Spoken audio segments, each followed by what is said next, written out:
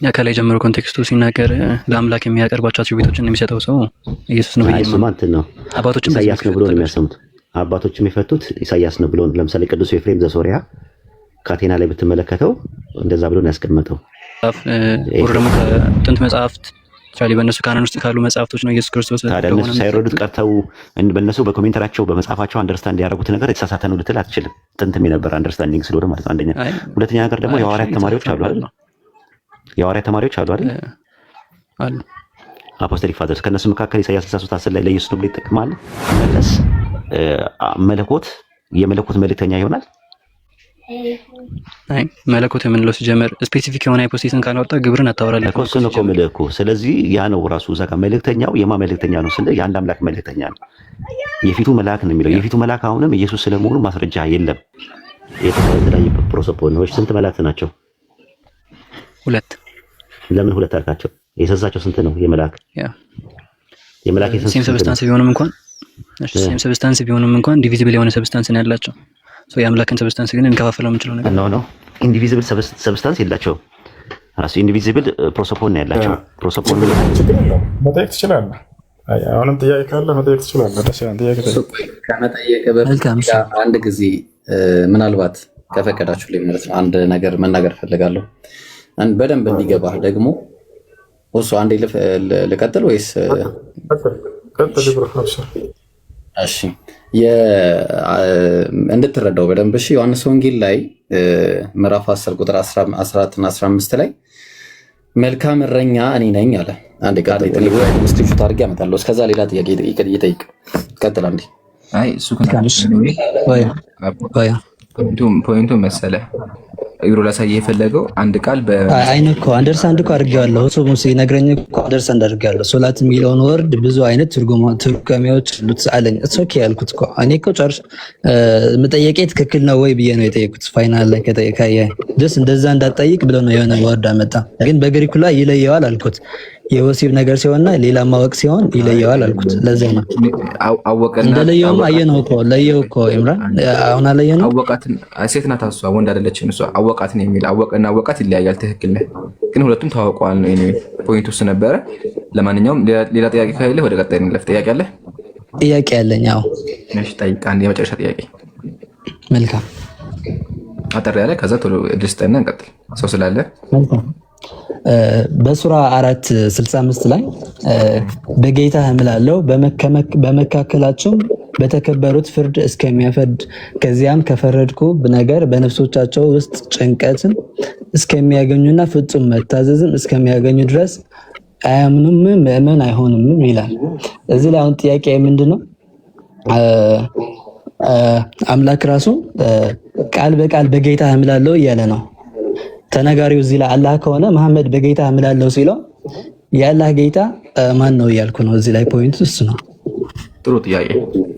ግን ይሄን ለማወቅ መጀመሪያ ቁርአን በምን ወረደ የሚለው ነገር ማወቅ አለብን። አልሐምዱሊላህ ወከፋ። ሱረቱ ዩሱፍ አምላካችን ምን አለ?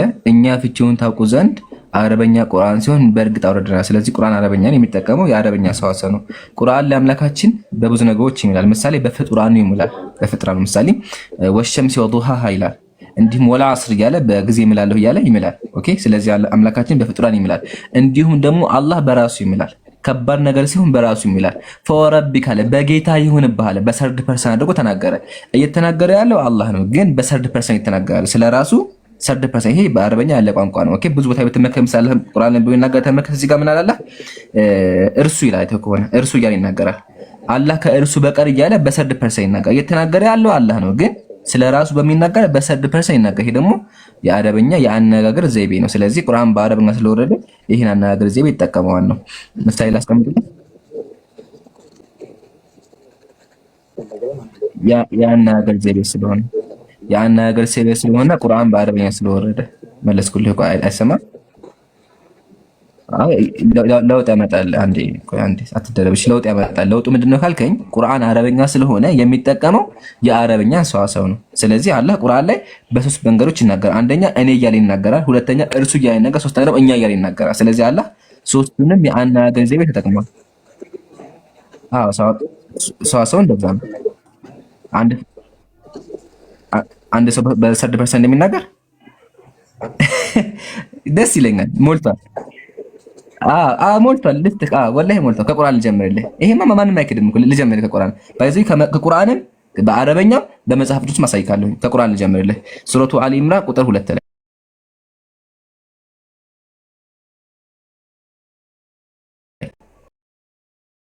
አላህ ስለራሱ በሶስተኛ ወገን ተናገረ። ሁለተኛ ጌታችሁ ይሄ እኮ የአላህ ክሬቲድ ያልሆነ ቃል እኮ ነው። አልጨረስኩም እኮ አልጨረስኩ ታወራለህ።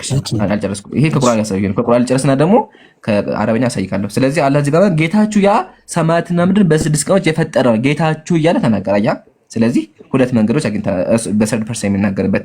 ሶስተኛ ደግሞ እኛ ሱረቱ ካህፍ ላይ እኛ ወዳቸውን በአንተ ላይ በእውነት እንተርክልሃል እኛ እያለ ይናገራል። ሶስተኛ ደግሞ እኔ እያለ ይናገራል። ያው እኔ እዚህ ጋር አላህ ምን አለ?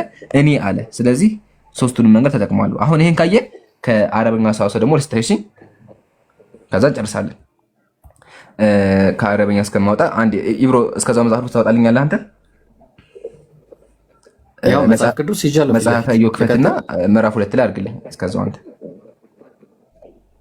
እሺ አይ እኔ ይጃለው። ቆይ ኢብሮ ሶስተኛ ሰው አንድ ጊዜ ይጃለው። ይሄንን እንትን ልበልና ኢንሻአላህ ከዛ ወይ ያንተ ላድርግልህ። ቆይ እሱን አሳየው አንተ።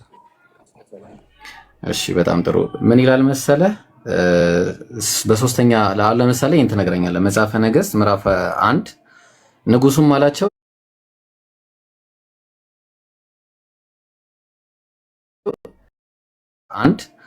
ንጉሱም አላቸው ባሪያዎች ይዛችሁ ሂዱ አለ። ማን ነው ንጉሱ? ማን ነው ስኩና? ማን ነው ንጉሱ? ኮንቴክስቱን ከላይ ጀምረው እናንብበውና እንወቀው። እሱ ማለት ኮንቴክስቱ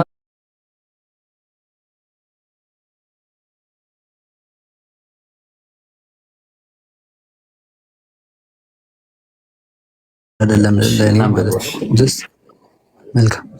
እሺ እናነባለን። ነገሥት 1:33 ግን የአረብኛውን ሰዋስው ከባይብል ነው የምታሳየኝ? የአረብኛውን ሰዋስው ከባይብል ነው የምታሳየኝ? ይሄ ሰውዬ እንዴት አይነት ልጅ ነው? ባላ ምን ሆነ ነው? እሺ አንድ ጊዜ ተረጋጋሽ። ማኔ ምን ሆነ ነው? አንደኛ ነገሥት ምዕራፍ 1 ቁጥር 33። እሺ አንደኛ ነገሥት ምዕራፍ 1 ቁጥር 33። እሺ ንጉሱም ማለት ከየት ልጀምርልህ? ንጉስ ዳዊት ይታያል? አዎ ይታያል።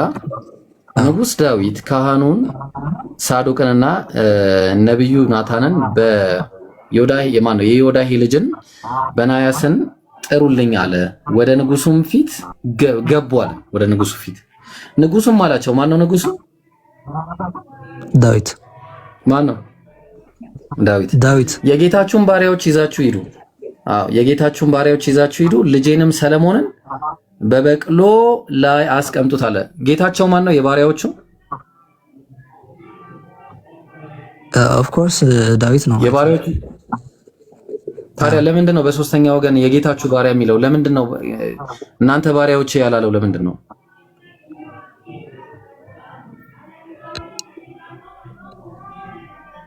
ለምንድን ነው በሶስተኛ ወገን የሚጠቀመው?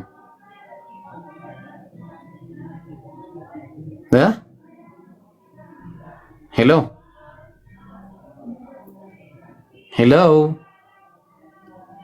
ጠፋን እንዴ ጋይስ? ይሰማል፣ ግን ከታች አንዳንድ ሰው አይሰማም እያለ ነው። ታብታብ አድርጉ በደንብ ማለት ነው። ታብ አድርጉት በደንብ። ምናልባት ኢብሮስ ይበቃዋል። ከታች ደረጀና ኤቢ አሉ፣ እነሱን አስተናግዷቸው። ማሂርን ደግሞ ፎሎ አድርጉት ሌሎቻቸው። አዎ ማሂርን ፎሎ አድርጉት። እሺ አጀማ በጣም ጎበዝ ልጅ ነው። ይሄ በጣም ጀግና ልጅ ነው። እሺ በቃ ልጁ ወጥቷል መሰለኝ። ቀጥሉ። ሰላም አለይኩም። እሺ እዚሁ ላይ ፈላ ወረቢከ ባለው ላይ በጌታ አምላለሁ ስላለ አምላክ አላህ Subhanahu Wa Ta'ala ያው በራሱ ይምላል። ለምን አምላክ በራሱ ይምላል አይነት ጥያቄ ካላቸው ክርስቲያኖች ያው እንግዲህ እንደተለመደው በመጽሐፋችሁ ላይ ይሄ በጣም በርካታ ቦታ ላይ ያለ ነው። እግዚአብሔር በራሱ ይምላል ብዙ ቦታ ላይ ያታቻል፣ ብዙ ቦታ ላይ በራሱ ይምላል። አላህ Subhanahu Wa Ta'ala وما خلق الذكر والانثى በሚለውም ብዙ ጊዜ ይጠይቃሉ። አላህ Subhanahu Wa Ta'ala በራሱ የማለበት ቦታዎች ላይ እስኪ የተወሰኑ እናሳያችሁ። አምላክ በራሱ እንደሚምል መጽሐፍ ቅዱስ ላይ አንድ ያወጣላችሁ ብሎ ኤርሚያስ 51:14 ላይ ያወጣላችሁ።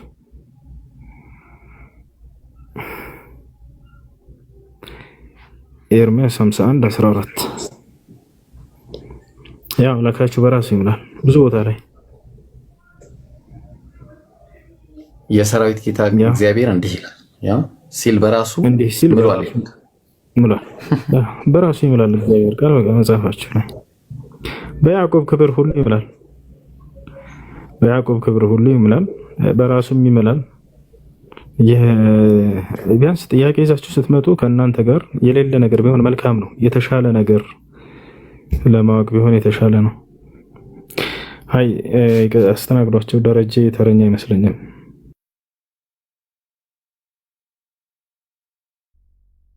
መማሉ እንመተዋለን። ያው መጽሐፋችሁም ላይ ለጀዛከላ ግን መማሉ ደግሞ በተጨማሪ ደግሞ ሰርድ ፐርሰን መሆኑ አላህ እርሱ እያለ መናገሩን ደግሞ እንመለከት። ኢዮብ ላይ ክፈትልን ምዕራፍ 2 ላይ እግዚአብሔር ሰይጣንን አለው እግዚአብሔር ይገስጽህ። ቁጥሩን ቆይ ላውጣልክ። ቁጥር 7 አድርገውና ታገኘዋለህ። እስቲ ሰይጣን ከእግዚአብሔር ፊት ወጣ የሚለው ነው። አከሱ በፊት ቁጥር 3 ከፍ እግዚአብሔርም ሰይጣንን በእውኑ ባሪያዬ ኢዮብን ተመለከት ከሆነ ያለው ነው። እሺ ላንብብልህ ወይስ አንብብ? እሺ በምድር ላይ እንደ እርሱ ፍጹም ቅን እግዚአብሔርን የሚፈራ ከክፋትም የራቀ ሰው የለም። በከንቱም አጠፋው ዘንድ አንተ በእሱ ላይ ምንም ብታንቀሳቅሰኝ እስካሁን ፍጹምነቱን ይዟል አለ። እሺ ቆይ ጥቅስ እንትን ብለህ ቆይ እንትን ወይ ቁጥር ዘካርያስ 3:2 ላይ አለ። ጀዛከላህ። እሺ የኢዮብ ላይ ታሪክ ነው። ግን ኢዮብ ላይ እግዚአብሔርን የሚፈራ የሚው ያዙልኝ። እሺ አጀማ እግዚአብሔር ምን አለ? እግዚአብሔርን የሚፈራ አለ። እሱ ነበር ፖይንት የረስቸው ነው። አያችሁ እግዚአብሔር ሰይጣንን ምን አለው? እግዚአብሔርን የሚፈራ የለም ማለት። ስንት እግዚአብሔር አለ? ምን ጠይቃችኋለሁ? አንድ እግዚአብሔር እንዳለ ይናገራል። እዚህ ጋር ደግሞ ምንድነው የሚመስል ኢብራሂም አብብልን ኢብራሂም እግዚአብሔርም ሰይጣንን ሰይጣን ሆይ እግዚአብሔር ይገስጽህ፣ ኢየሩሳሌምንም የመረጠ እግዚአብሔር ይገስጽህ። በእውኑ ይህ ከእሳት የተነጠቀ ትንታግ አይደለምን አለው። መልካም እሺ። ሶሪ ኔትወርክ ኢምራን ስቶሪ ኔትወርክ አቋርጦኝ ነው። እዚህ ላይ በመሰረቱ አንተ ያመጣው ማለት ለቁርአን መልስ አይሆነው። ለምን ካልከኝ እኛ አትቀላቅላ ሀቢቢ አትቀላቅል። ቁርአን ላይ በራሳችን አልነበርኩም አወጥ አንተ ችግር ነው እሱ የኛ ችግር እኮ አይደለም አይደለ? ስለዚህ ምን ብለህ ነው ዝም ብለህ ገብታታ አንድ ቆይ መልስ ምን ነበር? ይሄን ጨርሰህ የአረበኛ አናገረው እኮ መልሽልሃለሁ ሀቢቢ። የአረበኛ አናገር ዘይቤ ነው። አላህ ሱብሃነሁ ወተዓላ ቁርአን ወረደ ባላይ እንደዛ የሚል የለም። በአምላክ እምላለሁ ይላል። አምላክ እንዴት እንደዛ ይላል? አዎ አስቀመጥኩልህ እኮ አላህ ስለራሱ በሰርድ ፐርሰን ይናገራል ብዬ ማስረጃው ስለ ሱረቱ አሊ ኢምራን አቅርቤልሃለሁ። አሁን እሱን ተወና ይሄን ጨርስ አንዴ። አንድ የመጨረሻ ኢብራሂም ዘፍጥረት 4:23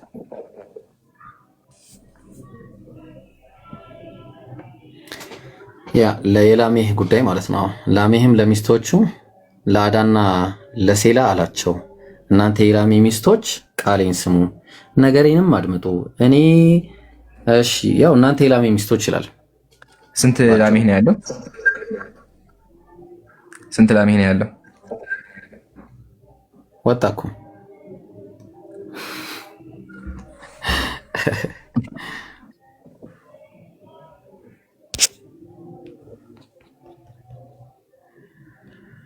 እሺ በቃ ሌላ ሰው ይሄ እንትናን አስተናግዱት። ኢምሮ የለም ልጁ ሄዷል። ኦኬ ለምን አስወጣችሁኝ? እኔ አልወጣሁም። እንግዲህ ደግሞ ያ ድጋሚ አስገባልኝ አውጥተን ቢሆን መቼም አንተ ፈርጥ። አይ ሌላ ሞዴሬተር አስወጣኝ ነው። እኔ አልወጣሁም። አስወጣችሁ ለምን ድጋሚ እናስገባለን? ካስወጣን እኮ ሞዴሬተሮች አስወጣኝ ነው እያልኩ ለምን አስወጣሃል? ካስወጡ ለምን ድጋሚ አስገባሃል? እኔም ኢብራሂም ሌላ ሞዴሬተር ሞዴሬተር ላልከኝ ነው። እኔ አልወጣሁም። ኦኬ እንቀጥል። አይ እሺ ልናገር ጨረስክ አንተ? አዎ መቀጠል ትችላለህ። ሐሳብህን አስቀምጥ። መልካም እሺ። መጀመሪያ ላይ አንተ ያመጣው ጥቅሶችን ከባይብል ጋር ምንም አይገናኝም። ቢገናኝም እንኳን መጽሐፍ ቅዱስ በሰው ለሰውኛ ነው የተጻፈው። ገብቷል? የቃል በቃል እንደዚህ የሚል ነገር የለንም። እኛ ቃል በቃል ነው በቃ እሱ የቃል በቃል ነው የሚል ነገር የለንም። ነቢያቶች በሰውኛ ለሰው ነው የጻፉት። እዚህ ላይ ገብቷል። አንዴ እዚህ ጋር ቁማ አንዴ። እኛ ሙስሊሞች ቁርአን አረበኛ እንደሆነ እናምናለን። ቁርአን ሌላ ቋንቋ ብለን አናምንም። እንደ ሂብሩ እንደ ዕብራይስጥ አረበኛ ቋንቋ የሚጠቀመው አይገናኝም ብለኛል። እንዴት እንደማይገናኝ አስረዳኝ። እንዴት ነው የማይገናኘው? ለምሳሌ አላህ ብዙ ጊዜ እዚህ ላይም ቢሆን በጌታህም ቃል በቃል በጌታ ይላል። እዚህ ላይ ሌላም ላይ በፀሐይ ይምላል፣ በጨረቃዎች ላይ ይምላል፣ ብዙ ነገር ላይ ይምላል። በመሰረቱ ደግሞ መማል ማለት ምን ማለት ነው የሚለውን ነገር እንምጣበት። መማል የሚለው ቃል ራሱ ምንድን ነው? መሐላም እግዚአብሔርን በራሱ እናሳያለን። ኔትወርክ ነው ወይስ ልቀጥል እንጂ አትደረባ። ቆይ ቃል በቃል እየፈታ እንምጣ። ለምንድን ነው የምትቸኩለው? ስሜታ አቱን ያጀማ ኢብራሂም አትልቁት። ኔትወርክ ከሆነ አስተካክላ። ለምን ትረብሸናለህ? ያጀማ ኢብራሂም አትልቁትና ትንቢተ ዘካርያስ ሲከፈት አይገናኝም ስላልከው ጋኛ ማይሰጋኝ ነው ማለት ኸይር ኢንሻአላህ። ይክፈትልህ። ትንቢተ ዘካርያስ 3:2 ዘካርያስ 3:2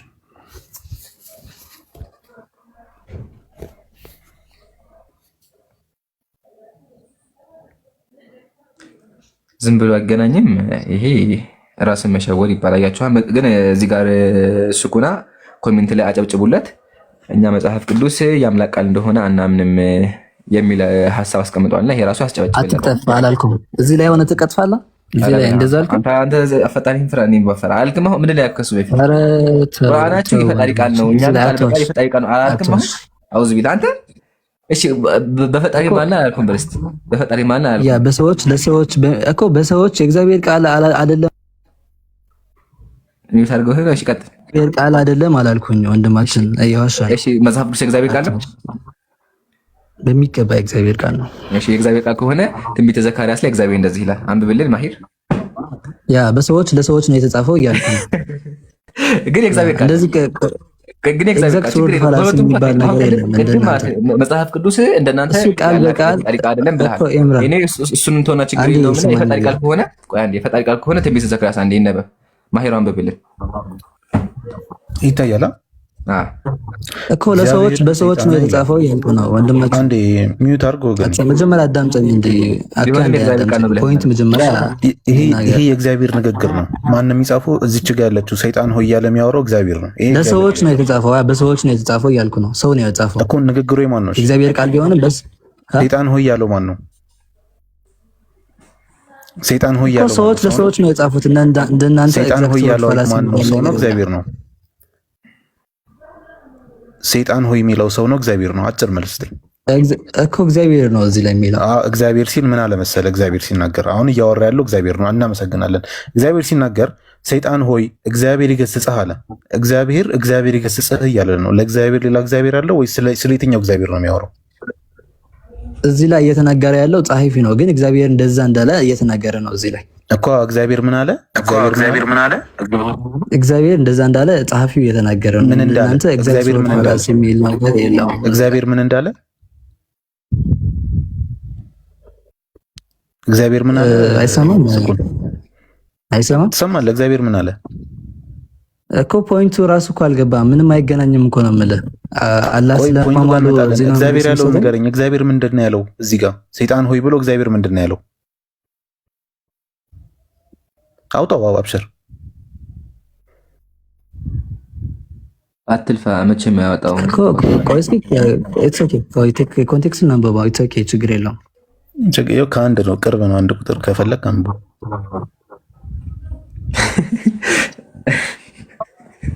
የራቀ መስሎት ነበረ። እዛ ነው ያለ። ቁጥር 3 ቁጥር 1 ጀምረን እናንብበው። ያው አንዱ ከፍቼ ይላሉ። እርሱም ታላቁን ካህን ኢያሱን በእግዚአብሔር መልአክ ፊት ቆሞ አሳየኝ። ሰይጣንን እስኪ ቆይት ዙም አድርገው ትንሽ ቪዥ አለኝ። አይ ቲንክ ያ ኦኬ መልካም። ይከስሰው ዘንድ በስተት በስተቀኝ ቆሞ ነበር። ላግዝህ። ያው እዚህ ላይ ግን እንደ በእግዚአብሔር መልአክ ፊት ቆሞ ነው። ሰይጣን ቀጥሎ አንብበው፣ እያነበብኩ ነው። ቀጥሎ በእግዚአብሔር መልአክ ፊት ቆሞ ነው የሚለው። ችግር የለውም። እሺ አሁን ቀጥል። እግዚአብሔርም ሰይጣንን ምን አለው? ሰይጣን ሆይ ብሎ እግዚአብሔርን ይገስጽ ያለ መልአኩ ቢሆንስ? እዚህ ላይ መልአክ ፊት ቆሟል ይላል እኮ ላይኛው ላይ። እግዚአብሔርም አማርኛ ስንተኛ ቋንቋ ነው? እግዚአብሔርም ሰይጣንን ይላል። እግዚአብሔርም ሰይጣንን ከዛ በኋላ ትምህርት እያየህ ነው አይደለ? ሰይጣንን ምን አለው? ሰይጣን ሆይ ከዛ እግዚአብሔር ይገስጽህ። ማን ይሄን ያለው? መልአኩ ነው ያለው እያልኩ ነው። አላሁ አክበር። የቱ ጋር ነው መልአኩ የሚለው? ይሄ በቃ ለመዳረቅ ነው አይደለም። ቆይ አንዴ ካሜራ ሙሉ አንብብለት አንዴ። አለው የሚለውን ቃል የፈለገው እስቲ ቁጥር 2 ሙሉ ይነበብ አንዴ። ችግር የለውም የማኛ ጥረት ስለሚሆን በደንብ አገናማኛውን አስረዳሃለሁ። አሂሮ እግዚአብሔርም ሰይጣን ሆይ እግዚአብሔር ይገስጽህ፣ ኢየሩሳሌምን የመረጠ እግዚአብሔር ይገስጽህ። በውኑ አንተ ከእሳት የተነጠቅ ትንታግ አይደለህምን? አለው ይላል። አለው አስመርልኝ። ተናጋሪው እዚህ ላይ እግዚአብሔር አይደለም ያልኩ ነው። ተናጋሪው እዚህ ላይ እግዚአብሔር አይደለም። እሺ አለው ይላል። ያለው ማን ነው? ተናጋሪው እዚህ ላይ እግዚአብሔር አይደለም። እግዚአብሔርም ሰይጣን ይያለ። እሺ እግዚአብሔርም ሰይጣን ማለት ነው እኮ ሌላ ነው። ተራኪው ሌላ ነው እኮ። እግዚአብሔርም ሰይጣንን አለው እያለ እኮ ነው ያለው። እግዚአብሔርም ሰይጣንን አለው እያለ ነው ያለው። እንግሊዘኛ ላይ እኮ የሆነ አለው እያለ የተነገረ ያለው እኮ ሌላ ሰው ተራኪ እንግሊዘኛ ላይ ነው እንዴ? አይደለም። ዘ ሎርድ ሴድ ማለት ነው። እግዚአብሔር አለ ማለት ነው። ዘ ሎርድ ሴድ ሳታን ለሰይጣን እግዚአብሔር በአማርኛም እኮ ሴም እኮ ነው። እሱማ ችግር የለውም። በአማርኛ ያለው ማን ነው እኮ ተራኪው ነው። እንደዚህ ብሎ አለው ብሎ እየተነገረ ያለው ተራኪው ነው። ቃል በቃል የእግዚአብሔር ቃል አስቀድሞ ከእርሱ ጋር የነበረ የቀራው የነበረው ነገር አይደለም ነው የሚለው። ያ ሴም አይደለም። ተራኪው ማን እንዳለ ነው የተናገረው እኮ። ተራኪው እግዚአብሔር እንደዚህ ያለ ተናገረው ወይስ መልአክ? እዚህ ጋር ኤንጅል ነው ሎርድ ነው የሚለው? ኤንድ ዘ ሎርድ ሴድ ያለ ነው እኮ። ሴም ነው። እግዚአብሔር ምን አለ? እግዚአብሔርም አለ። አየህ፣ ከዛ ለማን? ለሰይጣን። ያው እንግሊዘኛው ይሻላል መሰለኝ ማለት ነው። ከዛ በኋላ ቀጥለው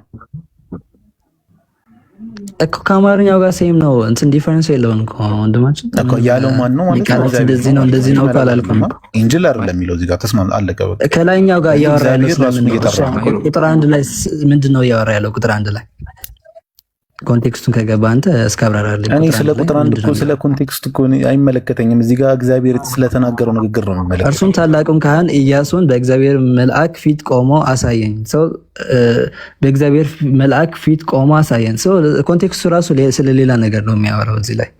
ሰው እሱን ለመመለስ ደግሞ ሙሉ ኮንቴክስቱ እዚህ ጋር የእግዚአብሔር መልአክ ሰይጣንን አለው የሚል ነገር አለ እኮ እዚህ ላይ እኮ ኮንቴክስቱን መረዳት አለብን ያልኩ ነው። በድጋሚ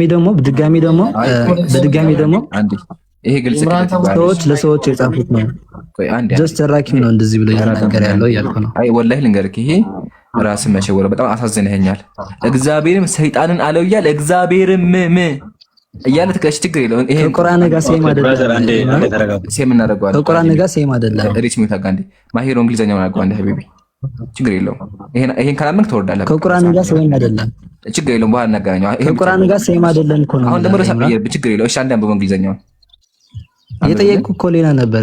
እናንተ መረጃ እንግሊዘኛውን ኤንድ ዘ ሎርድ ሴድ አንቱ ኦኬ። ኤንድ ዘ ሎርድ እኮ አነበበው እኮ ሴም ነው ከአማርኛው ጋር። ደስ አንዴ ችግር የለውም። አንብበው አንተ አንዴ። ኢትስ ኦኬ ሴም ነው እኮ አይደለም። አንብበው አንዴ ጀምረህ አንብበው። አንተ አንብበው። ለምን ያንተ መጽሐፍ እኮ አነበብኩት እኮ ምን ዲፈረንስ የለውም እኮ አልከው እኮ። ጆሮ አልሰማህም። ደግመህ አንብበው። አልሰማህም፣ ወላሂ አልሰማህም። ደግመህ አንብበው እስኪ። ኦኬ and the Lord said unto Satan, the Lord rebuke ኦኬ እንትን ወደዚህ አድርገው ትንሽ ያ to stand even the Lord that has chosen እኮ ሴም ነው ከአማርኛ ጋር። ጨርሰው። ቆይ ለምንድን ነው የሚከብድ? ጨርሰው እስቲ እኮ አያቻ አጨርሰው። አሁን ቃል በቃል ትርጉም ኤንድ ማለት ማን ነው?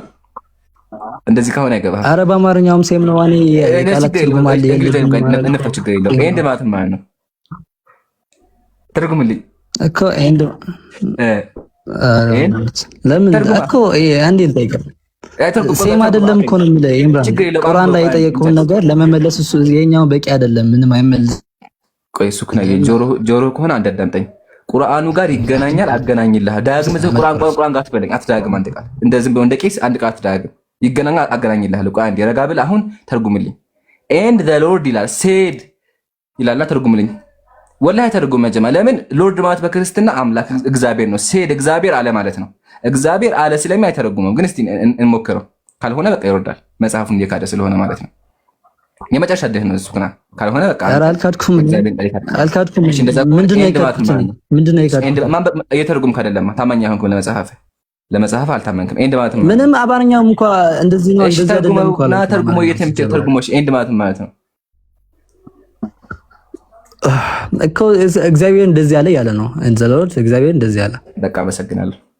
በቃ ጨርሰናል። ታች አድርጉት ዘጋ። እግዚአብሔር እንደዚህ ያለ በቃ መጨረሻ ላይ ወጣ። ታያችሁ አይደለ? ታግለንም ቢሆን አላ እግዚአብሔር እንደዚህ ያለ እግዚአብሔር ምን አለ? እግዚአብሔር ገስታ እኔ ፖይንት ሴም አይደለም እኮ ነው። በቃ ሞዴሬት ተካላችሁ ታች በቃ በብራዝ ከዚህ በላይ ክርክ አንፈልግም። እናመሰግናለን። ዋናው ግን አላህ የተናገረው መልስ የኛው ነው። በቃ አላህ እንዴት ይምላል ነው ያልኩት። በቃ አጋኛታችሁን አዳም በቃ ዘጋ። እቺን የፈለኩት አያህ መሀል መጨረሻ ላይ ወጣ። እግዚአብሔር እንደዚህ አለ። አሁን አማርኛው ላይ አድርገው። አማርኛው አድርግልና እግዚአብሔር ምን አለ? እግዚአብሔር እንደዚህ አለ፣ ሰይጣን ሆይ እግዚአብሔር ይገስጽህ አለ። በቃ ስለዚህ ስንት እግዚአብሔር ነው? እግዚአብሔር ራሱ መገሰጽ ስላልቻለ ወደ ሌላ እግዚአብሔር ያስተላለፈ ነው። ስንት እግዚአብሔር ነው ያለው? እንደዛ ከሆነ አንደኛው እግዚአብሔር መገሰጽ ስላልቻለ ወደ ሁለተኛው እግዚአብሔር አስተላለፈ። ይሄ የጅሎች ጨዋታ ነው የሚሆን። ኤኒዌይ የመጽሐፍ ቅዱስ አነጋገር ዘይቤ ነው። በብዙ ቅጆች ላይ አለ። እንዲሁም አምላካችን አላህ Subhanahu Wa Ta'ala በضمير الغائب ይሄ በእስልምናችን ضمير الغائب ይባላል ይናገራል። ማለትም ስለራሱ በሰርድ ፐርሰን እርሱ እያለ ያስቀምጣል። ሱረቱ አሊ ኢምራን ላይ ምሳሌ እርሱ ፈጣራችሁ ነው ይላል። እርሱ እያለ ያስቀምጣል። ይሄ ደግሞ ያናገር ዘይቤያችን ነው። ስለዚህ መጽሐፍን መጀመሪያ ተማር። እርሱ ማለት ሁለት የሚያደርግ ከሆነ እግዚአብሔርህ አምስት ነው ማለት ነው። ማሂሩ አጠቃለው ነው። ወደ ቀጣይ ሰው እንለፍ። ኦኬ አንድ የቁርአን ክፍል ላሳያችሁና ልጠቅልላችሁ ሐሳቡን። ሱረቱል አዕራፍ ላይ አላህ Subhanahu Wa Ta'ala ነብዩን ሰለላሁ ዐለይሂ ወሰለም እንዲናገሩ ይነግራቸዋል። ሱረቱል አዕራፍ ምዕራፍ 7 ቁጥር 158 ላይ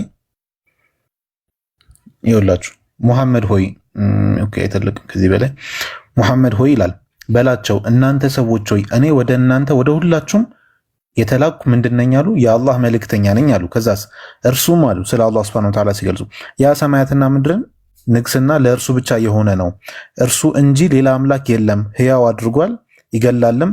በአላህ በዚያ በአላህና በቃላቶቹ በሚያምነው የማይጽፈው የማያነበው ነብይ በሆነው መልእክተኛው እመኑ ይላሉ። ይህን እየተናገሩ ያሉት በዚህ በትምህርተ ጥቅስ ያለው ነብዩ ሰለላሁ ዐለይሂ ወሰለም በሉ የተባሉት ናቸው።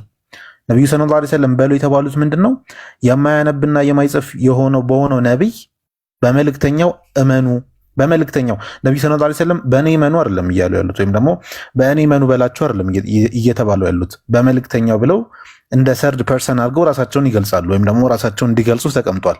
ይሄ ቁርአን ብቻ ሳይሆን ሂብሩ ላይ ብትመለከቱ ወይም ዕብራይስጥኛ ላይ ብትመለከቱ ወይም አራማይክ ላይ ሄዳችሁ ብትመለከቱ የሴሜቲክ ቋንቋዎች አንድ መገለጫ ነው። አንድ አካል ራሱን በአንደኛ ፐርሰንም ሊገልጽ ይችላል፣ በሰከንድ ፐርሰንም ሊገልጽ ይችላል፣ በሰርድ ፐርሰንም ሊገልጽ ይችላል። ስለዚህ ቋንቋ ላይ የሆነ የቋንቋ ጥርስ ይዛችሁ አትምጡ።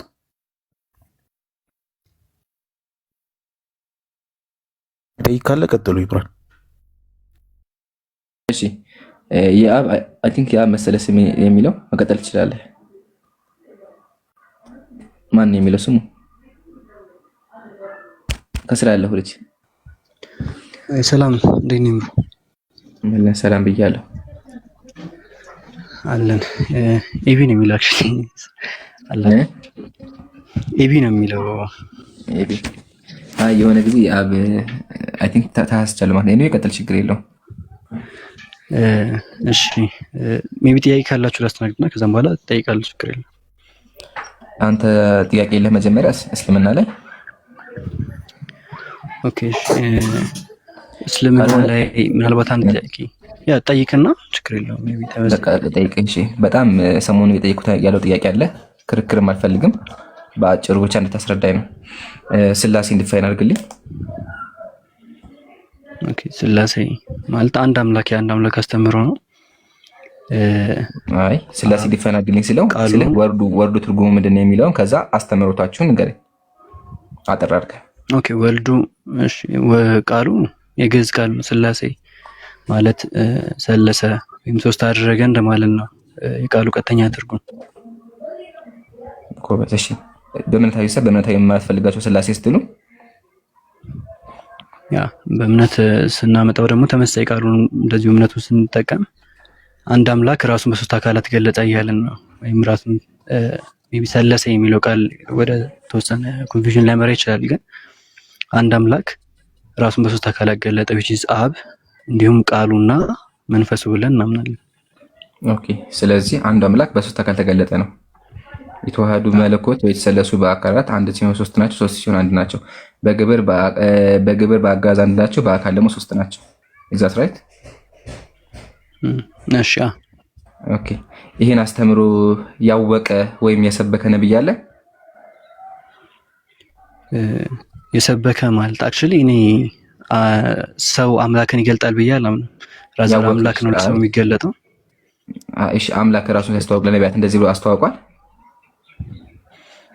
ያ መጽሐፍ ቅዱስ ላይ ማየት እንችላለን። ጀስት የአንድ ቨርስ ጉዳይ ሳይሆን የሚሆነው ምን መጽሐፍ ቅዱስን ይዘን ይሄንን በአንድ ቨርስ ግን የለም። ምሳሌ አብርሃም ውሰድልኝና አብርሃም ይሄን አስተምሮ ያውቃል? አብርሃም እግዚአብሔርን ያውቃል። ያን እግዚአብሔር የሆነ ክሊር የሆነ ዶክትሪን በአንድ መጽሐፍ ላይ ነው። እግዚአብሔር የሚያውቀው አንድ እግዚአብሔር አንድ አካል ነው። ሶስት አካል ያለው እግዚአብሔርን ያውቃል? ያውቀዋል። መጽሐፍ ቅዱስ ይናገራል፣ ኢየሱስም ይናገራል። የት ቦታ ነው አብርሃም ሶስት አካል ያለው እግዚአብሔር ያወቀው? ያ ለምሳሌ ኢየሱስ ክርስቶስ ምዕራፍ 8 ላይ ሲናገር አብርሃም ቀኔን አየ ብሎ ወልድን ያውቀው እንደነበር ይናገራል። ባጭሩ ወልድን አወቀ ማለት ሶስቱን አምላክ አወቀ ማለት አይደለም። ወልድ ማለት ከሶስቱ አካል አንዱ አካል ነው። ጥያቄ እኔ ሶስቱን አካል እንደሚያውቅ ማስረጃ ነው ያልኩት። ያ እኔን ብታውቁኝ ደግሞ አብን ባወቃችሁ ነበር ይላል እግዚአብሔር ቃል። እሱ ነገር አንዱን ማወቅ የተለያየ የሚነሳ ጥያቄ ነው። እኛ ጥያቄያችን ኢየሱስ አምላክ ነው ወይስ አይደለም ሳይሆን አብርሃም አብ፣ ወልድ፣ መንፈስ ቅዱስ የሚባሉ አምላኮች እንዳወቀ ማስረጃ አለ። ያ አሁን የጠቀስኩት ጥቅስ ራሱ አክቹሊ ማሳያ ይሆናል። ወልድን ማወቁ አብን ማወቁ ነው። ምክንያቱም የተለያየ አማልክትን እንዳወቀ አይደለም የምንቆጥረው። እሺ በአንተ ሎጂክ እንሂድና አብና ወልድን አወቀ፣ መንፈስ ቅዱስ የት ነው? ያ ስቲል መንፈስ ቅዱስም ጋር ስንሄድ ስቲል ተንጣጥሎ የሚታወቁ ስለሆነ ቅዱስ መንፈሱ እንደተለየ አምላክ አድርገን አይደለም የምንቆጥረው። አልጠየቅኩም እኔ አብርሃም አሁን ጥያቄ መሰለህ አብርሃም ሶስቱን አካል ያውቃል አልከኝ። ከዛ በኋላ ኢየሱስ እንደሚያቀሳየኝ ስንቆጥራቸው አብና ወልድ መጡ። መንፈስ ቅዱስን ስጠኝ። መንፈስ ቅዱስን ያውቀው ነበር? ምን ሻሃዳ ከቅድም ጀምሮ እየጻፉ ስለሆነ ነው።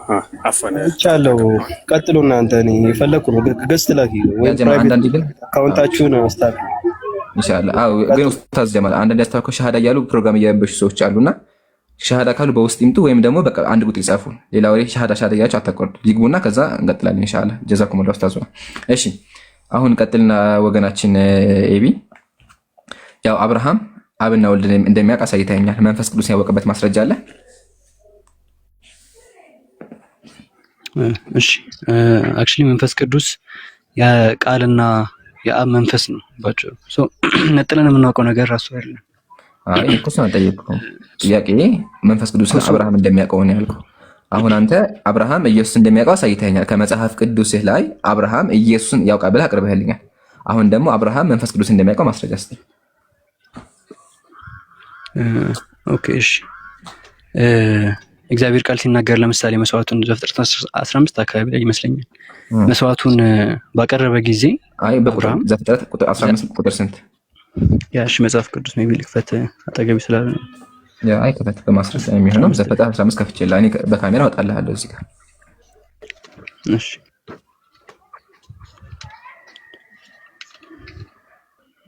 ዘፍጥረት 15 ጋር እንሂድና ሜቢ 17 ቁጥር 17 አካባቢ ጀምሮ እናንብብ። ፀሐይም በገባች ጊዜ ታላቅ ጨለማ ሆነ፣ የምድጃ ጢስና የእሳት ነበልባል በዚያ በተከፈለ መካከል አለፈ። በዚያ ቀን እግዚአብሔር ለአብርሃም እንዲህ ብሎ ቃል ኪዳን አደረገ፣ ከግብፅ ወንዝ ጀምሮ እስከ ታላቅ ወንዝ ድረስ ኤፍራጥስ ወንዝ ድረስ ይቺ ምድር ለዘር ሰጥቻለሁ ይላል። የት ነው መንፈስ ቅዱስ? እኔ አይታየኝም መንፈስ ቅዱስ። ቁጥር 17 ላይ ቁጥር 17 ላይ ሜቢ ድገምልኝና እሺ። ፀሐይን በገባች ጊዜ ታላቅ ጨለማ ሆነ፣ የምድጃ ጢስና የእሳት ነበልባል በዚያ በተከፈለው መካከል አለፈ ይላል። ኦኬ እሺ እዚህ ጋር የሆነ እሳት የሆነ ፊገር ሲያልፍ እናያለን አይደለ? ነገር ግን እግዚአብሔር አስቀድሞ ደግሞ የምድጃ ጢስ ነው ያለፈው። የምድጃ ጢስ ነው የሚለው ሀቢቢ እና የእሳት ነበልባል ያቀጥሉ ያ የእሳት ነበልባልና የምድጃ ጢስ ብሎ ይገልጸዋል። ይሄ የሆነ ስለዚህ መንፈስ ቅዱስ ነው። እሺ ይሄ የሆነ ከእንጨት የተነሳ እሳት ምናምን ነገር ሳይሆን እያወራ ያለው የሆነ ፊገርን ነው አብርሃም እዚህ ጋር እየዘገበልን ያለው። መንፈስ ቅዱስ የምድጃ ጢስ ነው ወይስ ደግሞ የእሳት ነበልባሉ ነው? ተመሳሳይ ነገር ነው እያወራ ያለው። የተለያየ ነገር አይደለም። የምድጃ ጢስና ነው የሚለው እና ማለት ይለየዋል። የምድጃ ጢስና የእሳት ነበልባል ነው የሚለው። በደንብ አላየኸውም? ጥቅሱን በደንብ ትኩረት አድርገህ ይኸው እኮ ስለ አንዱ ነገር ያለ የተለያየ ምንድነው ገለጻም ሊሆን ይችላል። እግዚአብሔርን በተለያየ መንገድ በእንደዚህ አይነት መልኩ ስለሚገልጸው ማለት ነው። አንደኛ ሊሆን ይችላል ነገር የተለያየ አስፔክትን ሊሆን ይችላል መልስ ነው። ሲቀጥል ደግሞ የምድጃ ጢስና ማለት ነው የምድጃ ጢስ። ስለዚህ መንፈስ ቅዱስ የምድጃ ጢስ ነው። ይህ ፊገር ነው እያልኩኝ ነበር። ምሮ ያስጨርስከኝ ማለት ነው። ባይዘይ እንትን ነው እያልኩኝ እኔ ቀጥልሽ ሀሳብን አስቀምጥ።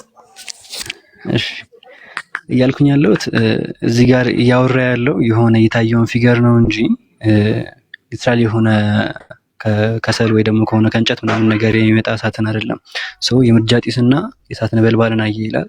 ያም ደግሞ ተቆርጦ ስጋ መሀል አለፈ ይላል። ነገር ግን አስቀድመን ደግሞ እዚሁ ምዕራፍ መጀመሪያዎቹ ላይ አካባቢ ካልተሳሳትኩ እግዚአብሔር ሲናገር መስዋዕትን እንደዚህ አድርገህ አዘጋጅ፣ በዛ መካከል እኔ አልፋለሁ ነበር ያለው። ሶ ኦብቪየስሊ እዚህ ጋር እየተናገረ ያለው አብርሃም ያየው ፊገር መንፈስ ቅዱስ ነው ለመደምደም እንችላለን ከሌሎችም ጥቅሶች አንፃር ማለት ነው። አይ እሱን አንተ አልክ። መጽሐፉ እንደዛ ያስተምንም የእግዚአብሔር ቃል እንደዛ አይም ዘፍጥረት ላይ የምድጃ ጢስና የእሳት ነበልባል ነው ያለው። እግዚአብሔር ስላለፈ ይሄ ጢሱ እግዚአብሔር ማለት አትችልም። ያንተ ሎጂክ መሰል እግዚአብሔር ከላይ አልፋለሁ ብሏል። እዚህ ጋር ደግሞ የምድጃ ጢስ አለፈ። ስለዚህ የምድጃ ጢሱ እግዚአብሔር ነው ያልከኝ ያለው መንፈስ ቅዱስ ነው ያልከኝ ያለው አያስኬድህም። ኤኒዌይ እዚህ ጋር ብዙም የሚያቆይም አይደለም። ብቻ ግን የምድጃ ጢስና እንደሚል ትኩረት የምድጃ ጢስና ነው የሚለው እሺ፣ አንደኛ። ስለዚህ ሁለት አካባቢዎች እንደተቀመጡ ልብ ማለት አለብን። አሁን እሱን ተውና ስላሴን የሚጠቅስ አንድ ጥቅስ ስጠኝ እስቲ። ስላሴን ዲፋይን የሚያደርግ አንድ ጥቅስ በደንብ ሊያስረዳ ይችላል የምታስበው።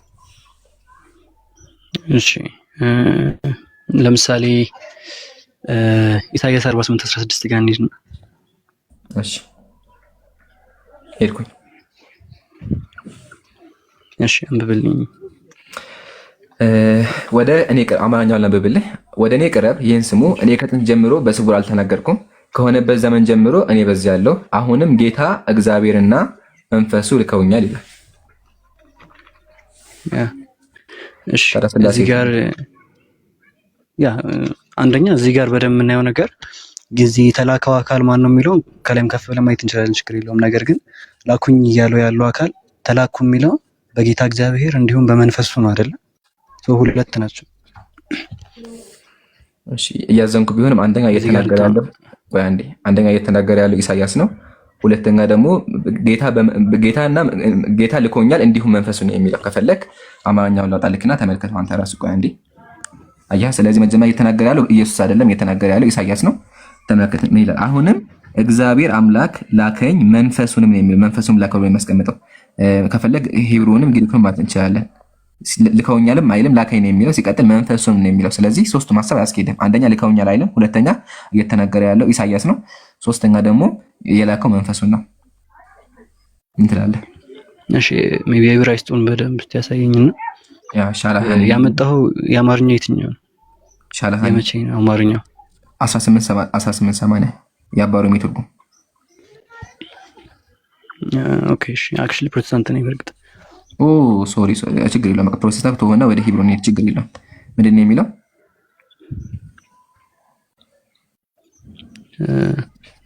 ኦኬ ያው have sent me ሳላሃኒ። ስለዚህ ልከውኛል አይደለም ልኮኛል ነው የሚለው። አየሃ ዋሽታዋቸዋል።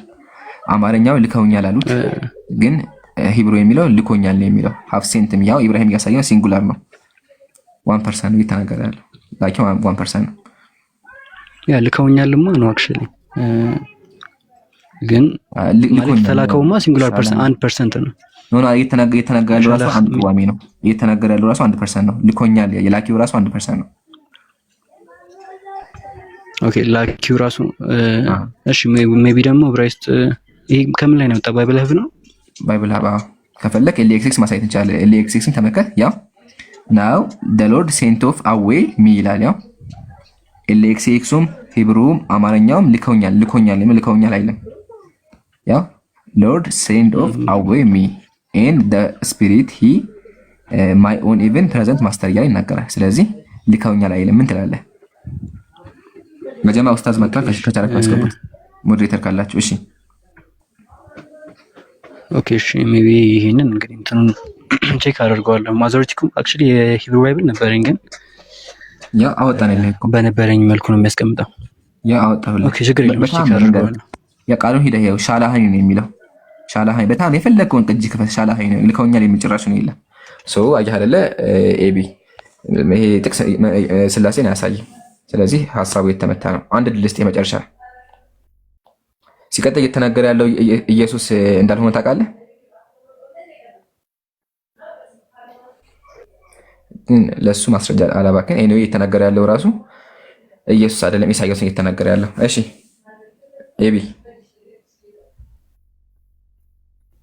ኡስታዙና ሰላም አለይኩም። ወአለይኩም ሰላም ወራህመቱላሂ ወበረካቱ። ሰላም አለይኩም ወራህመቱላሂ ወበረካቱ። ያ ጀማ እንዴት ናቸው? ወአለይኩም ሰላም ወራህመቱላሂ ወበረካቱ። ኡስታዝ እንዴት ነህ? እንዴት ናቸው? አልሐምዱሊላህ ማሻአላህ። ሻጥሉ አብራ ተሻለ ኡስታዝ? ደህና ነኝ አለሁ አልሐምዱሊላህ። እንዴት ናቸው? አልሐምዱሊላህ ሰላም። ኢንሻአላህ ቀጥሉ። በቃ እንዳላቆረፈደው እንትኑን ፖይንቱን ኡስታዝ ነወርተና። እሺ ኤቢ ካለህ አለሁ በልና በአውዱ ቀጥል። እስካሁን ሁለት ጥቅሶችን ተመልሰሃል? ያ ተመልሻለሁ። ኦኬ ከተመለስክ ይሄ ጥቅስ ስላሴን አያሳይም። ተስማማ? አይ አክቹሊ በአንዴ ከመስማማ እንትን እለዋለሁ፣ ቼክ አደርገዋለሁ በደንብ። በ1879 የመጣቸውን ቨርዥኖች ነው ኢምራን ማን ነው ፕሮቴስታንት ያደረገው?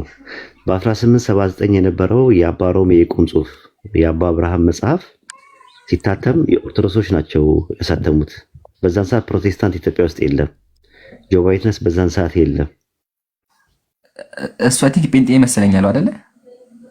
ጴንጤ ነው አለ ሲል ትቶሽ እኔ ጴንጤ ነኝ ያለ እኮ ይመስለኝ አይደለ? አይደለም እሱማ ኦርቶዶክስ ነው። ጴንጤ ነው ያለ ይመስለኝ። ኤቢ የትኛው አትሪክ? አረ ፕሮቴስታንት ነኝ። ያ ፕሮቴስታንት ነኝ። አውርተናል እኮ ከሁላችሁም ጋር። ሶሪ አንድ ልጅ አለ ልክ ያንተ አይነት እንትን ያለው ኦርቶዶክስ ነው አንድምታ ምናምን የሚጠቅስ። እኔ ራሴ እስከዛሬ ኦርቶዶክስ ነበር የሚመስለኝ። በጣም የሚገርም። ይቅርታ እኔም እንደዛ መስሎኝ ነበር። በ1879 የመጀመሪያው አማርኛ ነው ይሄኛው። ፕሮቴስታንትን ብትሆንም ችግር የለውም።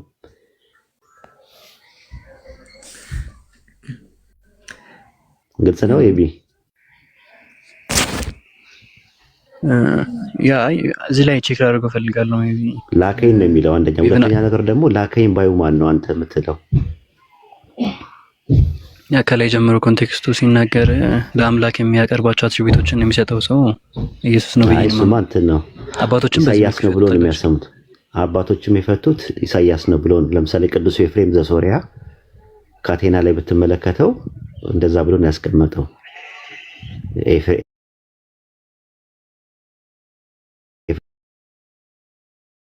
ልክ ኢሳይያስ ምዕራፍ 50 ላይ እንዳለው ማለት ነው። አውጣለት ኤግዛምፕሎችም ማለት ነው። ኢምራን ቀጥሉ። ኦኬ ያ ንግግሮች የሚቀየሩበት ቦታዎች አሉ። አክቹሊ ሙሴም ጋር ምናምን እንደዚህ አይነት ነገሮች አሉ። አዎ ሙሴና ያህዌ አንድ ትሩስ ፍሬዝ ውስጥ የሚያወሩበት አለ። ተካለሱ ያ ሙሴ የተናገረው ሙሴ እግዚአብሔርን አትሪቢዩት የሚሰጥበት ስም ሰዓት አለ። በእንደዚህ አይነት ሙሴ እየተናገረ ያህዌ እየተናገረ ሙሴ እየተናገረ ላከኝ እያለ ፈጣሪ ደግሞ እዛው ላይ ደግሞ ስሜ ይላል። እዛው ላይ እንደ ነገሮች አሉ ባይብል ላይ እዛው ላይ የተናገረ አንድ እንትን ላይ አንድ ቨርስ ላይ። ስለዚህ ከሆነበት ጊዜ ጀምሮ በዚህ ያለው የሚለው ያህዌ ነው። አሁንም ያህዌ አምላክ ልኮኛል መንፈሱንም ልኮታል የሚለው ነገር ደግሞ እዛ ጋር የሚናገረው ኢሳይያስ ነው።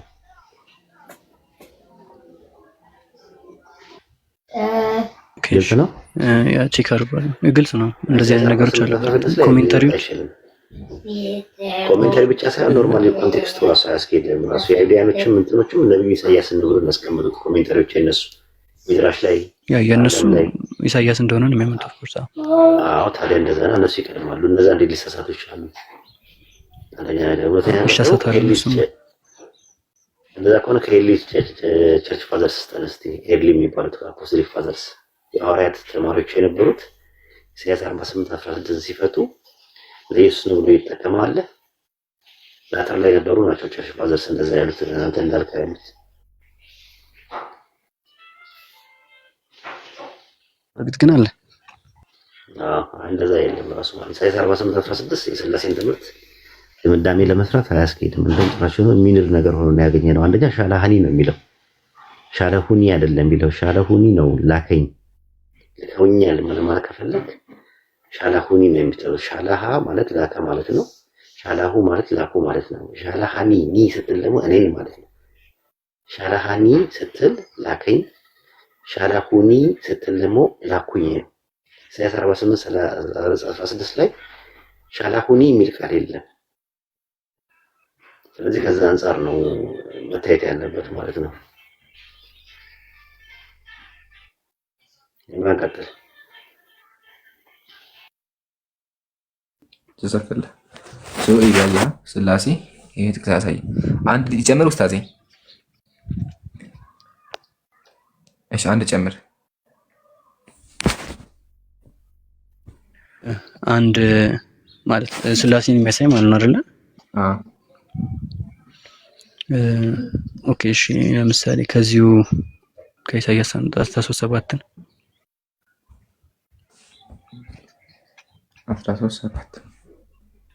63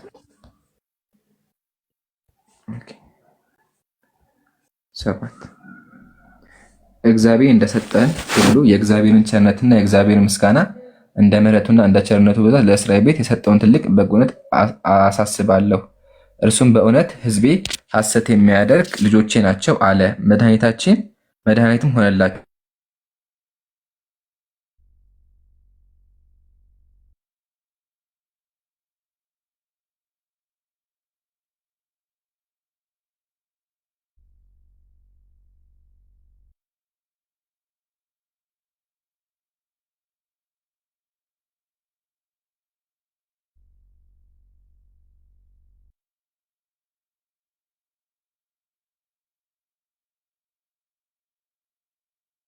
ምንድን ነው?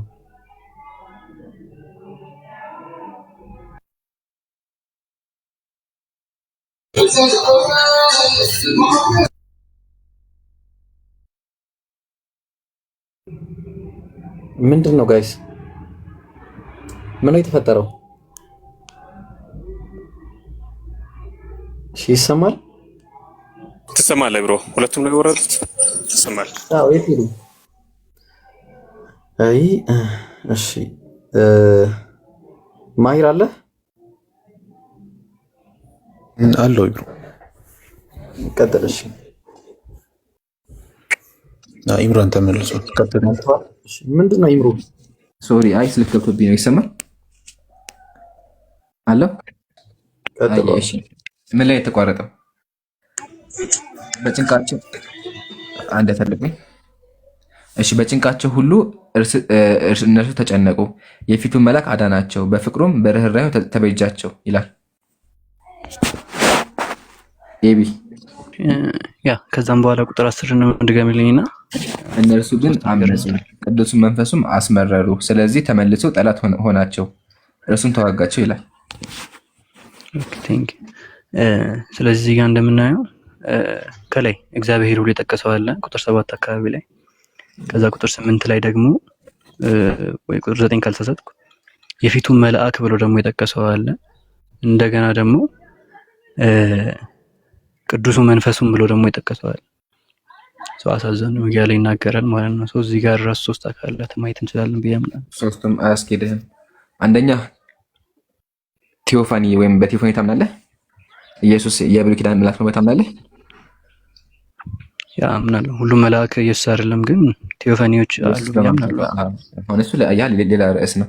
ኢየሱስ የብሉይ ኪዳን መልአክ አይደለም። የብሉይ ኪዳን መልአኮች የተለያዩ መልአኮች አሉ፣ እነ ገብርኤል እነ ሩፋኤል አሉ። እነሱን ሌላ ጊዜ እናወራባቸዋለን። ጥያቄያችን እኛ እዚህ ጋር የእግዚአብሔር መልአክ የተባለው ኢየሱስ ነው ሳይሆን ስላሴን ቁልጭ አድርገህ አሳየን ነው። እዚህ ጋር መንፈስ ቅዱስ የሚል ሐሳብ አለ። አዎ ትክክል ሐሳብ አለ። ግን መንፈስ ቅዱስ ከእግዚአብሔር የሚወጣ እስትንፋሱ ነው፣ እሱ እናውቃለን። እንዲሁም ደግሞ በነቢያት ላይ ያወርዳል። አሁን ያወርዳል። ግን ጥያቄያችን እሱ ሳይሆን ሶስቱ አካል አብ፣ ወልድ፣ መንፈስ ቅዱስ እግዚአብሔር እንደሆነ አምጣን። አሁን ወደ ቲፎኒ ከገባን ሰፊ ርዕስ ነው የሚሆነው፣ አውት ኦፍ ቶፒክ ነው የሚሆነው። ችግር የለውም። ይህ ጥቅስ በደንብ ያስኬደናል። አክቹዋሊ ከ7 እስከ 10 ባለው ጥቅስ ውስጥ አንደኛ እግዚአብሔር ብሎ ይጠቀሰዋል እንዳልኩ፣ ከዛ የፊቱ መልአክ አለ፣ ዘንድ ደግሞ ቅዱስ መንፈሱም አለ። የውስጥን ስላሴ ማየት እንችላለን። ቅዱስ መንፈሱ ሲባል ተጠሪነቱ ለማን ነው? እግዚአብሔር ተብሎ ሊጠራው አካል ወይስ ለአብ ነው የሚሆነው? ካለን አየህ፣ ለአብ ነው።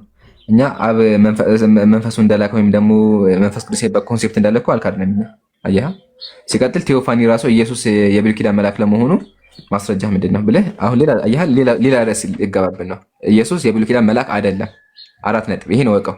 ከፈለክ ሌላ ጊዜናና ወይም ደግሞ ከፈለክ ይሄን ስላሴን ጨርስና በኋላ የብሉይ ኪዳን መልአክ እንደሆነ ቃል በቃል እናሳያለን። አሁን ጥያቄያችንና ስላሴን አሳየን ነው መጀመሪያ። ይሄ ጥቅስ ማሳያ ይሆናል። እሺ ጀስት ፎር ዚ ሴክ ኢቭን መልአክ የተባለው ጀስት ባትስማማበት እንኳን ፎር ዚ ሴክ መልአክ የተባለው ኢየሱስ እንደሆነ ግራንት ካደረግ እዚህ ጋር በደንብ የተስማማነው ነገር ፊቱ መልአክ የተባለውም ሆነ ቅዱስ መንፈስ የተባለው ተጠሪነታቸው ለአብ ነው። ነገር ግን 3 አካላት ሆነው ተጠቅሰዋል። ስላሴን አያሳይም በተአምር። እዚህ ጋር ኢየሱስ መልአኩ ለመሆኑ ማስረጃ አለ? ኦኬ፣ በቅዱስ መንፈሱ ተስማምተናል አይደለ? እዚህ ጋር አሳዘኑ ተብሎ ይጠቀሳል። ቅዱስ መንፈስ የሚባል ነገር እንዳለ እናውቃለን፣ አልካድንም እኛ። አሁን ጥያቄያችን እዚህ ጋር ቴዎፋኒ ተብሎ የተገለጸ ወይም ደግሞ የፊቱ መልአክ የተባለው ሰው ኢየሱስ ለመሆኑ ማስረጃ አለ? አለኝ። የአባቶችም ትምህርት መውሰድ እንችላለን። ለምሳሌ መጀመሪያ ከመጽሐፍ ቅዱስ አምጣለን። እኛም ከአባቶች ትምህርት እናሳያለን፣ መልአክ እንደሆነ እናሳያለን። ግን መጀመሪያ አንተ ከመጽሐፍ ቅዱስ አሳየን። የአባቶችን ትምህርት ይቀበላል እንዴ? ሲጀመር ጀምሮ የአባቶችን ትምህርት ትቀበላለህ? የሆነ እንደ ኢንፋሊብል አውቶሪቲ ያደርጋል ይቀበልን። በእርግጥ ግን በደንብ እቀበላለሁ። ራዕይ 12 ላይ ያለችዋ ሴት ማርያም ናት ብለህ ታምናለህ? ፕሮቴስታንት እንደዛ ብሎ ያምናል? አይ አላምንም። ለእስራኤልም ነው ብለው የሚፈቱ አይደለም፣ ለማርያም ነው ብለው የሚፈቱ አሉ። ትቀበላለህ? የሆነ ስፔሲፊክ የሆነ ርዕስ ላይ ኤቪደንስ መስማማት የለብህም። ነው መስማማት ሳይሆን የምትቀበለው እየመረጥክ አይደለም መሆን ያለበት። ምንድነው አንድ ቸርች ፋዘር ሲጠቅስ የጠቀሰው ጥቅስ መረጃ ኤቪደንስ ያስፈልገዋል። ዝም ብሎ በጨበጣ ስላለ ብቻ እሱ የምትቀበልበት ምንም ምክንያት አይኖርም። ራዕይ 12 ላይ ያለችዋ ሴት ማርያም ናት ብለህ አንተ ካልተቀበልክ፣ እስራኤል ናት ብለህ ከተቀበልክ፣ ቸርች ፋዘርስ ውስጥ ያሉ ሰዎች ደግሞ ማርያም ናት ብለው ይቀበላሉ። ኢሳይያስ 63 ላይ ደግሞ የፊቱ መልአክ የተባለው ኢየሱስ ስለመሆኑ ከብሉይ ኪዳንና ከአዲስ ኪዳን ማስረጃ ማምጣት ይጠበቅብሃል። ከሌለ ግን እከሌ የሚባል ቸርች ፋዘርስ ወይ አውጉስቲን ወይ ዮስጦስ ሰማዕቱ ወይ የሆነ ነገር ስለተናገረ ብቻ ከየት አመጣው እሱስ? ምክንያቱም የሬቪሌሽን ጉዳይ አይደለም የነሱ ኮሜንተሪ በሬቪሌሽን ነው እንደሚመራው። ሬቪሌሽን ነው ማለት ከመጽሐፍ ቅዱስ የወጣ ኢንተርፕሬቴሽን እኮ አይደለም። ከሱ አይ ኤቪደንስ ያስፈልጋል። አይ ሬቪሌሽን አይደለም። ኤቪደንስ ሲኖረው ነው የምትቀበለው። ኮሜንት ሲያደርግ ማለት ነው። ያለ ኤቪደንስ ግን የፊቱ መልአክ የተባለው ኢየሱስ ነው ብሎ ማስረጃ ሲል ማስረጃ አምጣ ነው ማምለት ያለብህ። ዮስጦስ ሰማዕቱም ይሁን ኦሪገንም ይሁን የትኛውም ይሁን ማለት ነው። ከመጽሐፍ ቅዱስ ማጻማት እንችላለን። አክቹሊ ፍቺዎቹ ነው መልአክ የተባለው እሱ ስለመሆኑ ማስረጃ አምጣ። ኢየሱስ ስለመሆኑ አንድ ጥቅስ አታመጣ። እሺ ለምሳሌ መጽሐፍ ቅዱስ ኢየሱስ ክርስቶስን የክብሩን ነጸብራቅ እያለ ይጠራዋል። ነው የፊቱ መልአክ ነው የሚለው። መልአክ ማለትና የፊቱ ነጸብራቅ ማለት ይለያያል። ራዲየንስ ነው ራሱ። ልክ መስተዋት አዲስ ኪዳን ላይ ኢየሱስ ክርስቶስ እኔን ያየ አብን አየ ብሏል። መታየው መስተዋቱ ነው። የክብሩ መንጸባረቂያ ማለት መስተዋት ነው፣ እሱ ነው። ልክ መስተዋቱ ግን ኦንቶሎጂካሊ እንትን ነው ማለት አይደለም፣ አንድ አይነት ነው ማለት አይደለም። ለምሳሌ ፀሐይን ብታረግ በመስተዋት ውስጥ ብታያት በመስተዋት ውስጥ የሚንጸባረቀው የፀሐይ ብርሃን ነው፣ የፀሐይ ሙቀት ነው፣ የፀሐይ ጨረር ነው። ግን ፀሐይ አይደለችም እሷ። ኦንቶሎጂካሊ መስተዋት የሚሰራው ከሌላ ነገር ነው። ፀሐዩ ያለችው ሃይድሮጂን ሚሊየም እና አርገን የሚባል ነገር ነው ያለበት፣ የተለያየ ነገር ነው። አሁን እኛ ጥያቄያችን ኢሳይያስ 63 ላይ ቁጥር 10 እና 11 ላይ የፊቱ መልአክ የተባለው ኢየሱስ ነው ብሎ ያስተማረ የአዲስ ኪዳን ሐዋርያት የብሉይ ኪዳን ነቢያቶች አሉ ወይ ነው። ኦኬ እሺ በደንብ ከኢየሱስ ጋር ፊት ያደርጋል የዴፊኒሽን ብዬ አምናለሁ። አሁን የጠቀስኩልንም ጥቅስ እኮ ተቀብሏል ኦልሬዲ ኢየሱስ ክርስቶስ የክብሩ ነጸብራቅ እንደሆነ። አብ ደግሞ ከአንድ በላይ ገጽ የለውም። የፊቱ መልአክ ነው። የኤሰንሱ የእሱ መልአኩ ነው፣ መልእክተኛ ነው እየተባለ ያለው። ፊት የሚለው ፓኒን ነው አይደል? በባይት ፕሮሶፖን ነው። ለዛ ለፕሮሶፖኑ መልእክተኛ ነው የሚለው። ለፕሮሶፖኑ መልእክተኛ ደግሞ ገብርኤልም ነው። ሉቃስ 1:17 ላይ ስትመለከቱ በአምላክ ፊት የምቆመው ገብርኤል ነኝ ብሏል። ስለዚህ ለዛ ፕሮሶፖን ለዛ ኢፖስታቲስ መልእክተኛ ነው። አዎ ገብርኤልም ሚካኤልም ሩፋኤልም ፋኑኤልም ሁሉ መላእክቶች ለዛ ለእንትኑ ለፕሮሶፖኑ መልእክተኛ ናቸው። ስለዚህ ኢሳይያስ 63:10 ላይ ያ የፊቱ መልአክ የተባለው ኢየሱስ ስለመሆኑ ማስረጃ የታለ ነው ቢብሊካሊ ወደ ኤቪደንስ። እሺ በመጀመሪያ ደረጃ ኤንጀል መባሉ ብቻ ጀስት የሆነ በኤንጀል እርከን ያለ ፍጡር ያስብለው። ምክንያቱም ለሰው የተሰጠም ስያሜ ስለሆነ ባጭሩ መልእክተኛ ነው ፊት ላይ ያዘ ሁሉ ይመጣል። ግን ዲቫይን መለኮት የመለኮት መልእክተኛ አይሆንም። ሁለት መለኮት ነው የሚሆነው። ልክ አሁን ገብርኤል እና ሚካኤል ስንት ኤሰንስ ናቸው? ገብርኤል እና ሚካኤል ኦፍ ዘ ሴም ሰብስታንስ ናቸው። ተመሳሳይ ሰብስታንስ። ፕሮሶፖናቸው ስንት ነው? ፕሮሶፖናቸው የተለያየ ፕሮሶፖን የተለያየ ፕሮሶፖኖች ስንት መላእክት ናቸው? ሁለት። ለምን ሁለት አልካቸው? የሰንሳቸው ስንት ነው? የመላእክ የሰንስ ሴም ሰብስታንስ ቢሆንም እንኳን ዲቪዚብል የሆነ ሰብስታንስ ነው ያላቸው። የአምላክን ሰብስታንስ ግን እንከፋፈለው የምንችለው ነገር ነው። ኢንዲቪዚብል ሰብስታንስ የላቸውም። ራሱ ኢንዲቪዚብል ፕሮሶፖን ነው ያላቸው። ፕሮሶፖንነታቸው ልክ እንደ አብ ወልድ መንፈስ ቅዱስ በኤሰንስ ደረጃ በቢንግም ደረጃ አንድ ናቸው። ልክ እነዚህም አንተ እንደምትለው መላእክቶች በኤሰንስ ደረጃና በቢንግ ደረጃ የተለያዩ አይደለም፣ ሴፓሬት አይደሉም። አይ ናቸው አክቹሊ ዲቫይድ ሊደረግ የሚችል ነገር ሁሉ ሴፓሬትድ ነው። ኢንዲቪዥዋል ናቸው ፕሮሶፖን ስላላቸው ማለት ነው። ወይም ደግሞ ሂፖስታቲስ ስላላቸው ስላሴ ላይ ያሉ አካላቶችም እንደዛ ናቸው፣ ልዩነት የላቸውም። ሂፖስታቲስ አላቸው፣ ፕሮሶፖን አላቸው። ያ ነገር ግን ኦፍ ዘ ሴም ሰብስታንስ ናቸው። ለነሱ የምንጠቀመው ቃል ራሱ ዲስቲንክሽን እንጂ ሴፓሬሽን አይደለም። ምክንያቱም ዲቪዚብል የሆነ ኤሰንስ ሴፓሬሽን አይደለም።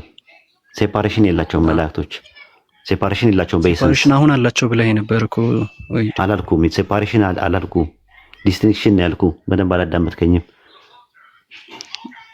እሺ ችግር የለውም ግን ብለኸኛል። ሴፓሬሽን የላቸውም። እንኳን እነሱና እኛም ሴፓሬሽን የለንም። ራሱ ሂማን ቢንግ ማለት ነው። ኤሰንሱ ሆሞ ሳፒያንስ ነው፣ አንድ ነው። ራሱ ሰው የሚለው ነገር ነው ራሱ በኤሰንስ ደረጃ ማለት ነው። አንድ ኤሰንስ ነው ያለው። ከፈለክ ከቸርች ፋዘርስ ማስረጃ እንሰጣለን። ሰው አንድ ኤሰንስ እንዳለው አንድ ቢንግ እንዳለው ማለት ነው። ሴፓሬት ቢንግ የለውም ሰው።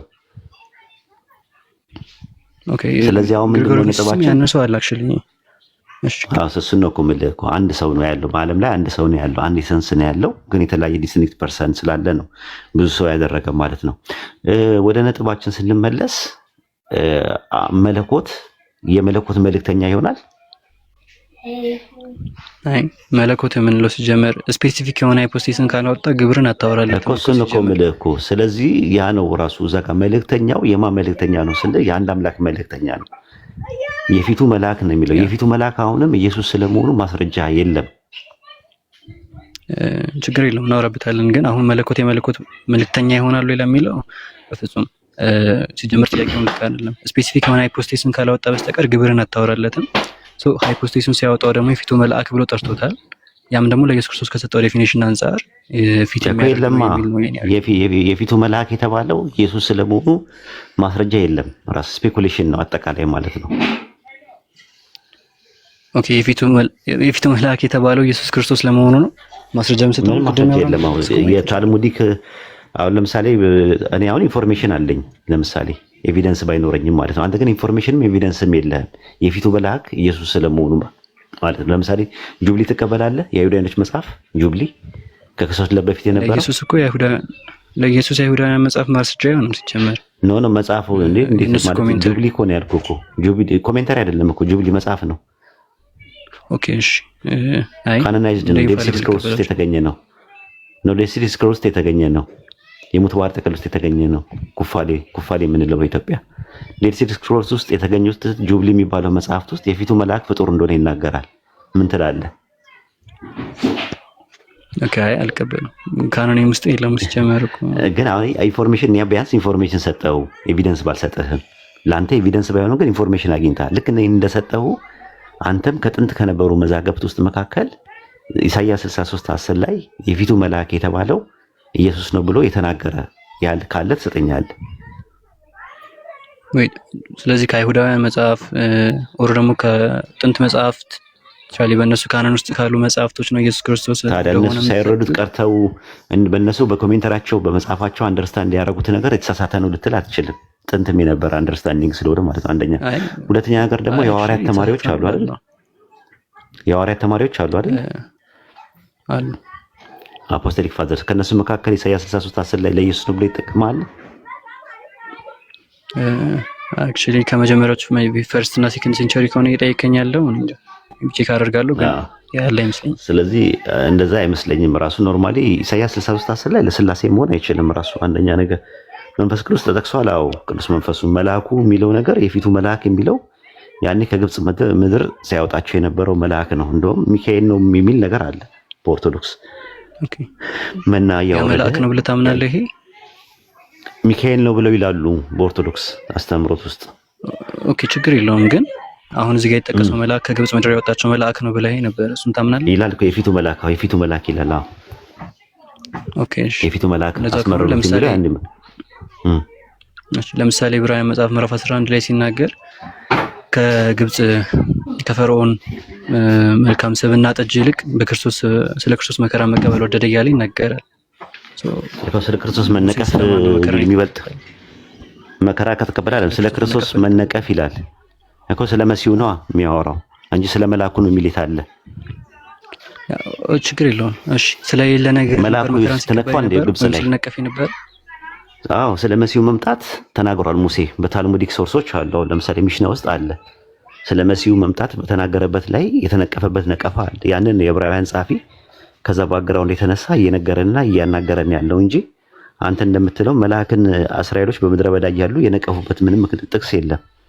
እስቲ የፊቱ መልአክ የሚባለውን ነቅፎት ነበረ፣ ስለሱ መነቀፍን መረጠ ይላል። ለመልአኩ ብሎ እንደዛ ያደረገበት ነገር ካለ ማስረጃ ታመጣለህ። አክቹሊ የዛ ሳይሆን ፖይንት እዚህ ጋር ስለሱ መነቀፍ መረጠ ሲል ስለሌለ ነገር ነው መነቀፍን የመረጠው ወይስ ኤግዚስተንስ ስለነበረው ነው መነቀፍ የመረጠው? ስለ መሲሁ ነው የሚለው፣ ስለ መሲሁ እንጂ ስለ መልአኩ አይደለም። ስለ መሲሁ ስለ ክርስቶስ ነው መነቀፍ መረጠ ይላል። ደግሞ እዛ ጋር ደግሞ መሲሁ የሚባለው ነገር አጨቃጫቂም ነገር አለው። ስለ ክርስቶስ የሚለው ነገር ስለተቀባው ነው የሚለው። ካህናቶቹ በአጠቃላይ ይነቀፉ ነበረ ይቀቡም ነበረ ብለው የሚተረጉሙ አሉ። ለምሳሌ ብሉይ ኪዳን ላይ የነበሩ ካህናት ክርስቶስ ይባላሉ። ታውቃለህ? አይ ክርስቶስ የተቀባም ክርስቶስ ተብሎ ክርስቶስ ክርስቶስ ኖ ክርስቶስ ተብሎ በሌላ አርቲክል ስለዚህ እንደዛ ይሆናል። ስለዚህ እዛ ጋር ዕብራውያን 11 ላይ ሲናገር ስፔሲፋይ አድርጎ ስለሚመጣው መሲም አይደለም ብለውም የተረጎሙት አሉ። ዕብራውያን ጸሐፊ የነገረን ከዕብራውያን ባክግራውንድ የተነሳ ስለሆነ ነው። ከዛ አንጻር ነውና ያን ይመስላል። ቀጥሉ እናንተ። እኔ ልወጣ ነው። ወንደርፉል እንትን ነበር ጊዜ ነበር የነበረን። ቴንክ ዩ።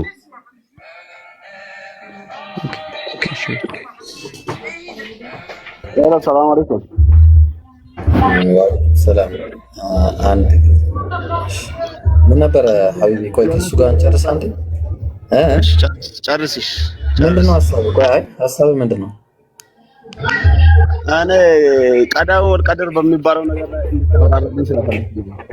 እሺ ቆይ አንዴ እናብራራለን። እሺ አንድ ጊዜ ቆይ ማየት ትቀጥላለህ ወይስ ልቀጥል?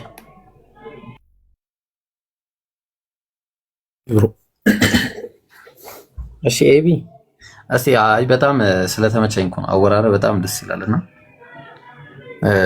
ሌላ አለ? እሺ ከዚህ ውጪ አይ ጊዜ ከመፈጃ አይበቃኝም ብለህ ኢብሮ ምናልባት ግን ስለምናረ ጥያቄ ቢጠይቅ ጥያቄ ካለው አዎ ብትጠይቅ አሪፍ ነው። ኦኬ እሺ በእርግጥ ብዙ መቆየት አልችልም፣ ግን ባጭሩ ማወቅ የምፈልገው ነገር እስልምና በመሐመድ ዘመን በተሰበከው ልክ የተወሰኑ መመሳሰሎችን እያወጣን ብቻ ሳይሆን ነብዩ መሐመድ ያስተዋወቁትን አምላክ ከእሳቸው በፊት ማግኘት እንችላለን። ከ6ኛው ክፍለ ዘመን በፊት አዎ እንችላለን። አንድ አምላክን አስመልክቶ ለምሳሌ ኢብራሂም አብርሃምን ብታየው አብርሃም ሲያመልከው የነበረው አንድ አምላክ በብቸኝነት ነው። ያው ሙሉ በሙሉ እሱን ባይብል ላይ እናገኛለን ማለት ይቸግራል። ለምንድን ነው የሚቸግረው ካልን መጽሐፉ የተበረዘ ስለሆነ ማለት ነው። የተበረዘ ስለመሆኑ አንተም ታምንበታለህ ብዬ አስባለሁ። ኤቢ አይደለ? አይ አላምንበትም። መበረዝ የሚለው በእርግጥ ዲፋይን መደረግ አለበት። የሆነ ቴክስቹዋል ክሪቲሲዝም ከሆነ አለበት፣ ነገር ግን ተበርዟል ብዬ አላምንም።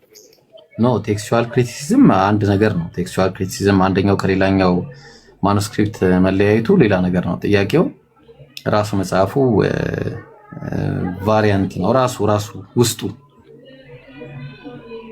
ለምሳሌ ወንጌላቶች እርስ በርሳቸው መለያየታቸው ቴክስቹዋል